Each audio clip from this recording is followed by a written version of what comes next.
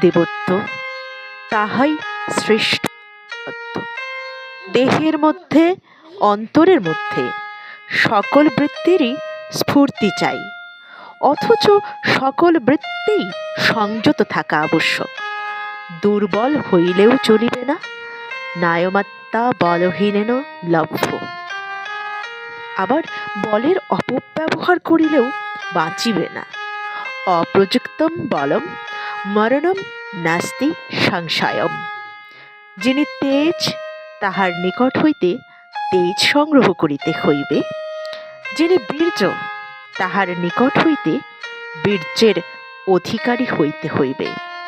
যাহার বল, যাহাতে ওজ, তাহার নিকট হইতে সেই বল, সেই ওজ গ্রহণপূর্বক আপনাতে ধারণ করিতে হইবে। ইহাই প্রধান শিক্ষা, ইহাই শ্রেষ্ঠ উপদেশ। এখন কিসে আমরা এই সকলের অধিকারী হইতে পারি, তাহাই প্রধান চেষ্টা হওয়া আবশ্যক। ভগবানের বা দেবতার উপাসনা সে আর অন্য কিছু নয়। ভগবান বা দেবতা কি, তাহা বুঝিয়া তাহার অনুসরণ করাই শ্রেষ্ঠ উপাসনা। সেই উপাসনার প্রভাবেই দেবত্ব অধিগত হয়।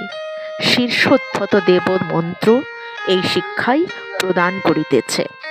দেবতা নূতন কিছু নহে, দেবত্ব সংসার মাঝে রহে।